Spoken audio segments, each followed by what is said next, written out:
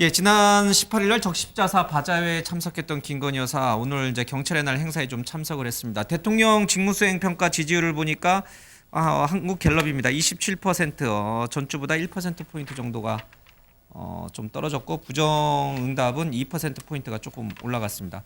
아무래도 이제 정치권의 이제 격한 충돌 양상 속에서 조금 이런 변화들이 조금씩 이제 보이는 것 같습니다. 더불어민주당 지지율은 5% 포인트가 떨어졌고 국민의힘 지지율은 1% 포인트가 좀 올라갔습니다. 이재명 대표 뭐 또 민주당 압수수색 여러 가지 이제 이사들이 좀 맞물린 것 같습니다. 김건희 여사 잠깐 모습 보겠습니다.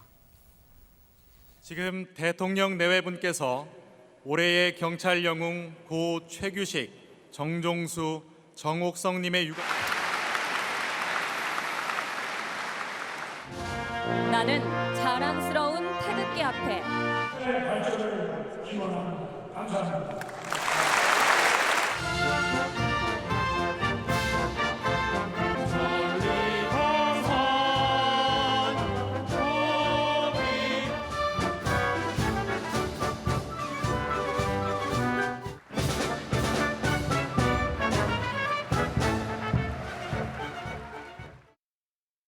오늘 국회 교육위 국감에서는 이제 이 김건희 여사의 논란, 이제 학위 문제, 논문 문제가 또 좀 논란이 됐고 지금 이재명 대표 이 특검 얘기 나옵니다만은 민주당에서는 또 김건희 여사 특검을 또 맞불로 좀 놓고 있는 상황입니다. 교육위 국감에서 김건희 여사, 그러니까 모든 국감은 전부 이재명 아니면 김건희, 이재명 아니면 뭐 특검, 뭐 이렇게만 지금 이제 판이 짜져서 돌아가고 있어요. 근데 뭐 별로 실효적으로 뭔가 얻어내는 거는 하나도 없는 것 같아요, 국감에서. 이 김건희 국감에서도 뭐가 아무것도 없잖아요, 교육위 국감에서.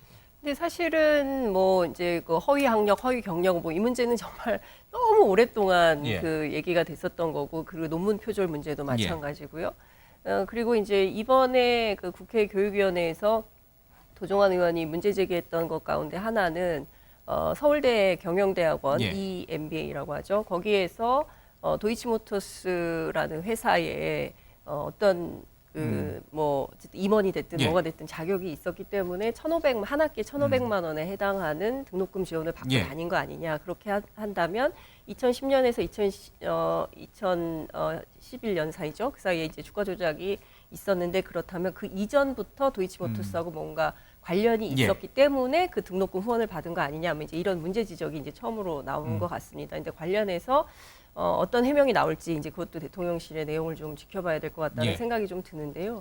저는 사실 이런 생각이 좀 들어요. 그러니까 국민들이 보기에 지난 대선에서 0.73% 차로 국민의힘 윤석열 후보가 당선이 됐지만 예. 그 이후로 끊임없이 이런 공방을 하면서 정쟁으로 흘러온 지난 5개월이 아닌가 싶습니다. 그러니까 국민들은 국감 속에서도 예. 어떤 새로운 내용이 나온다 해도 이것을 주의 깊게 보기보다는 늘 똑같은 얘기를 정치권에서 계속 반복하고 이러다 보니까 이른바 정치 혐오, 정치 불신 뭐 이런 것들이 계속 생기는 것 같고요.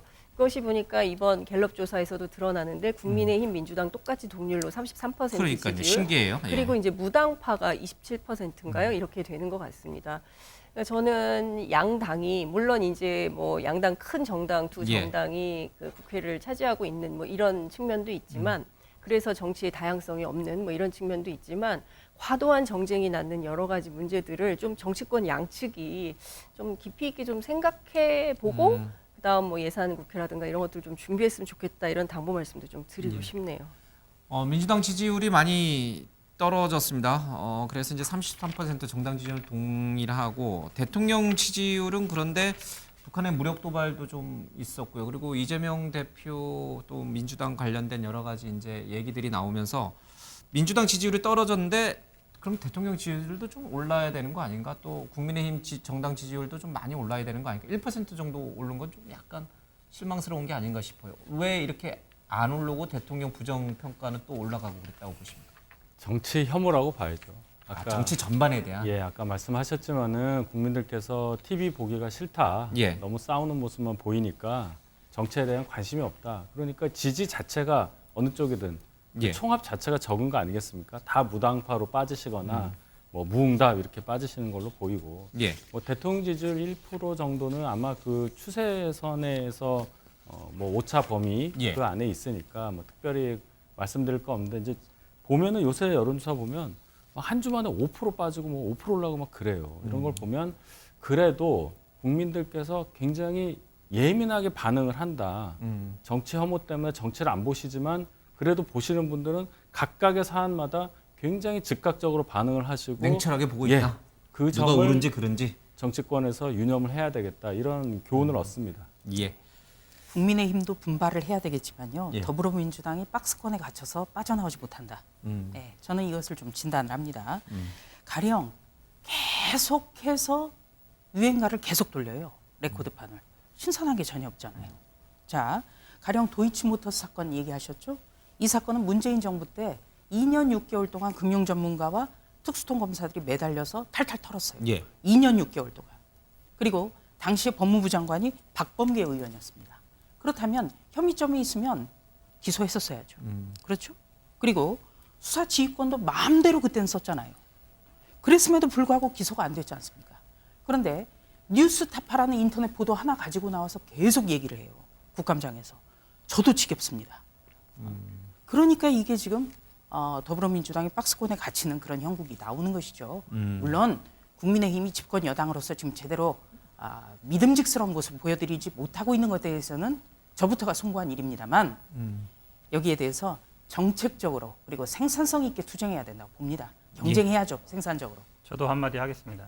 윤석열 대통령 지지율이 안 오르고 있죠. 사실은 뭐 안보 상황이 되면 굉장히 원래 오르는 게 정상입니다. 그리고 이 조사가 보면 갤럽 조사가 18, 20일인데요. 어찌 보면 19일 날 김용 부원장이 체포됐거든요.